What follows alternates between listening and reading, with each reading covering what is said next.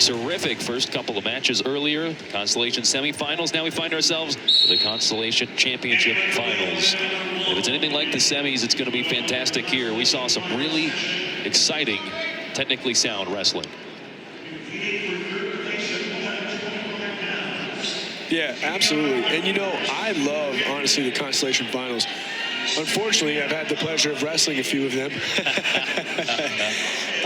You know, but I think there's a different intensity that comes because you know it's your last match of the day. It's the last match on the Constellation side of the bracket. You don't have any matches after that. Guys are more willing to just leave it all out there because you don't know if it could be the last match of the season, but you know for sure it's the last match of the day. And there's a ton of intensity that comes. Guys are hungry. They want to finish with the next best thing because it actually means something. Roller and Babin will start things off at 125. Great mat return there. There's a takedown early for Roller.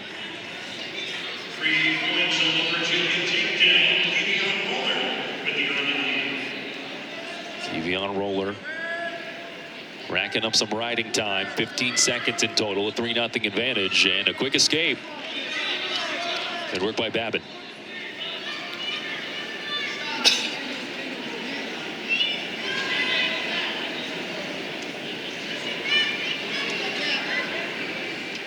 Here again, some of that hand fighting like you're talking about, that distancing, they're trying to find it here. Yeah, absolutely.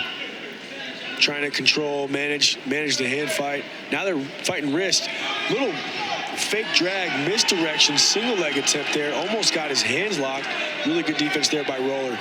I love watching the 125-pounders, man, because they scrap. They come to scrap. They move a ton. There's a lot of offense. It's fireworks. It doesn't matter what 125-pounders wrestling. These guys come to wrestle every single time. And there's a ton of action. And it has to be really challenging to stay in that type of physical shape as well. I mean, of course, with any weight class, you can say that. But here, of course, with 125, I mean, these guys, they're all muscle out there. Absolutely.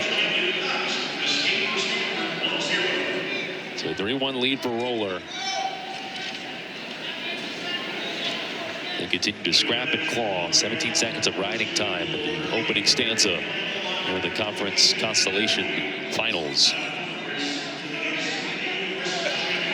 Yeah, it looks like things are slowing down here a little bit. Oh, another drag attempt. Oh, he's going to the hip. If I'm him, I want that left hand to go to the hamstring. Now, that simple adjustment could have potentially got him a score there. He gets to the drag. He's basically all the way behind his opponent, and his left hand finds the far hip. Now, typically, when I try to explain to athletes, you don't want to go to the far hip because it gives them a better chance of squaring up. And so if I can go to the hamstring, even if they're able to square up, I can keep contact on the leg, and I can continue to build into some sort of finish, whether it's a single leg or I can take my head to the outside. But I think it's just much more effective, and the chances of finishing, percentage-wise, are a lot higher. So right here, really good job. Elbow pass, comes around and gives a nice mat return to give himself a 3-point takedown. Really good job there by Virginia. Keyveon Roller with that 3-1 lead.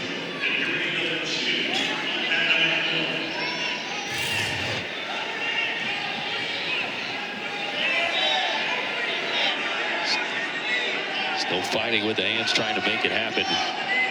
Both these sides at 125. Constellation finals here inside Cameron Indoor Stadium, the campus of Duke University. Little fancy feed here by Roller. Oh, nice little shot attempt here. Really good level change. Now that was really great timing. You got your opponent flat-footed. There's not a whole lot of setup there, but you time your shot perfectly because he's flat-footed, he's not ready to react, and you just change levels for a low single leg attempt there, and it looks like he's going to convert to 3-2. I said 2 on accident, but I meant 3. So he gets 3 more. It's 6-1. Roller in front, and it was that shot. He darted right towards the legs. Yeah, absolutely. Great timing. 65 seconds left in the second. Roller working from up top.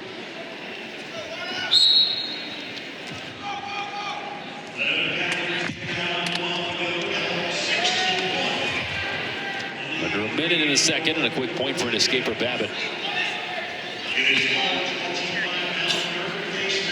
31 seconds of riding time.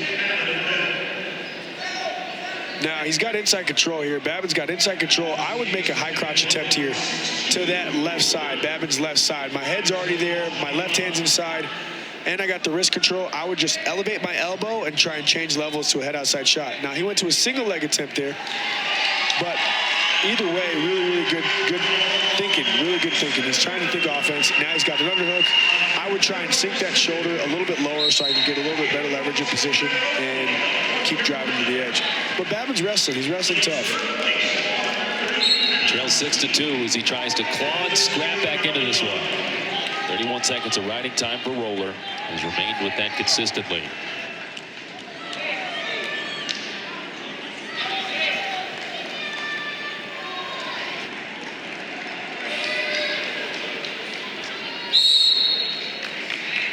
And that's the end of the second. And we were talking about it just a little bit ago. Kind of going for that hamstring. You wanted to try and see that move executed. Right here. So see, watch his left hand find the far hip. But if his left hand goes to the hamstring here, it's a completely different exchange. He tried to change back to the hamstring there, but it was a little too late. And Babin had already squared up enough to where he was able to prevent the takedown from happening. Trying to reach and claw, grab that hamstring. Couldn't quite do so, but Roller's still in front. But losing riding time. Babin able to get his first riding time seconds as they dwindle off the clock for Roller. Really good job here. Got a leg in. Leg riders are tough. You got to create separation from the hips. And when you're able to keep your hips glued like that, you're able to apply a lot of pressure when you start throwing your hips into the equation. See how you got them flat? That's the hard part about defending legs is your hips are glued to your opponents, and you got to do whatever you can. You got to have a sense of urgency. You got to be desperate. You got to get creative and do whatever you can to create space or to get that leg free so you can start creating space. Babin is rapidly accumulating that riding time. He's up to 25 seconds after he trailed the majority of this match in the riding time department.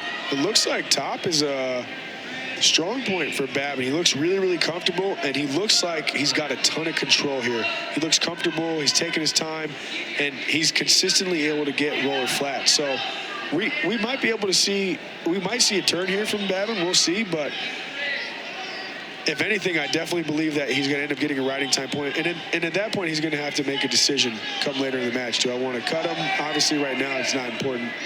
But let's change the scenario, right? Let's say we're in the same exact scenario, but it's the third period. You get your riding time point. You have 24 seconds. You're going to have to cut him.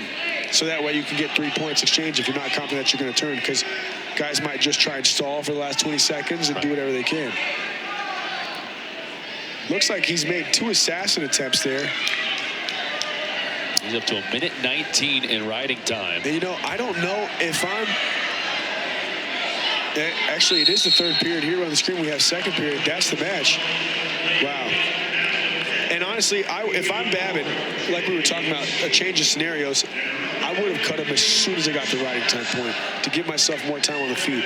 Because, you're good, no worries. And I think whenever you're in those situations and there's only 16 seconds left, I can run around the mat and circle and not engage without getting hit with a stall warning because it's short time. But if I'm doing that with 30 seconds left, the ref's going to hit me with something. Absolutely. It's a win ultimately for Keyveon Roller, who emerges victorious.